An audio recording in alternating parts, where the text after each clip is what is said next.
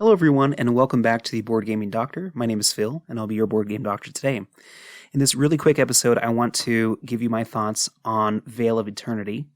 This game is a recent Board Game Arena release. I think it's an alpha right now in the moment, but hopefully very soon it will be available to everyone.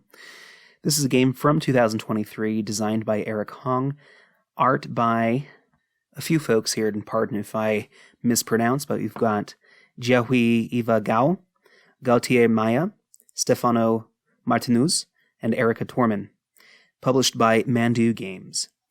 So in this game, what you are essentially doing is drafting cards from a pool of cards that represent mythical creatures or characters from Earth's history, and it represents a lot of different mythical beings, and which is really nice representation anyway, but you are drafting these cards into your hand, and you are either drafting them for money to be able to pay for cards in your hand, or saving them in your hand to play out onto your tableau, and you create an engine of how you may be able to gain points or money or other things over the course of either 10 rounds or to whoever can score 60 points first.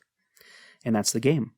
It's a pretty straightforward game. It's not too high in complexity. The overall weight of this game is 2.17 out of 5. And I forgot to mention that the overall rating right now is 3,553 that's the ranking with a rating of 7.8 out of 10, with almost 500 ratings to add to that.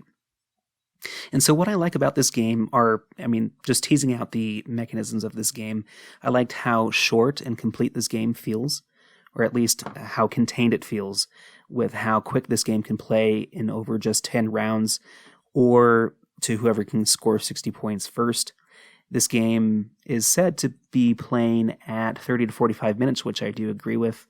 I have only played this game asynchronously on Board Game Arena, so I can't comment on the real-time nature of this game, but yes, it does feel very quick to play, and that is very much needed, or at least it feels really good to have a game that can provide some engine building and crunch with card play in that amount of time. So I do enjoy that. I like the variety of different cards in this game. Now, due to the more lighter nature of the rules complexity to this game, there aren't a lot of parts to this game that can be manipulated by the cards.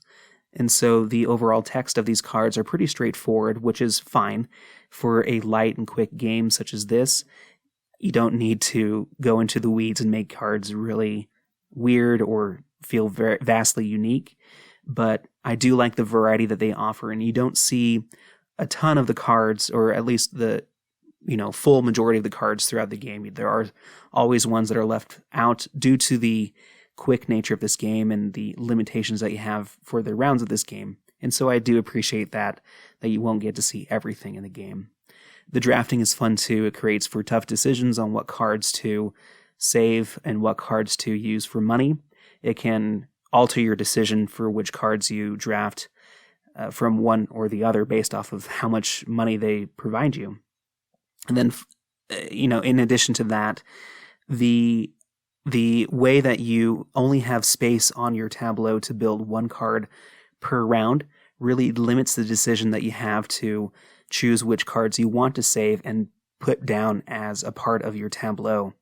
And so there are obviously certain effects that may alter this, and so you can play more cards, but yeah, it creates a very tense decision space for what cards you can play down. And so my overall thoughts is that while this game is relatively lighter compared to some other games that may feel similar to this, it does provide quite a punch for a game that plays in about half an hour. And it's an enjoyable game that I have liked with my experience on Board Game Arena. And I think it's worth a shot. It's not going to most likely be the game that I would choose to play in a half an hour to an hour. Other games that can kind of fill this niche for me include like Glass Road, which is a game that is heavier in nature, but it kind of offers a very limited and quick gameplay with a lot more decision crunch, per se, than this. But this is a game that would most likely have more success, Vale of Eternity, I mean, with a crowd that is a little bit newer or more casual towards gameplay, and I think it is a very enjoyable game to pull out in those situations. So those are my quick thoughts on the Vale of Eternity, and it's quite the game, and I encourage you to try it out on Board Game Arena if you have the chance. And so thank you for listening or watching this, and I will catch you on the next one, hopefully by you scheduling an appointment with us very soon. Take care.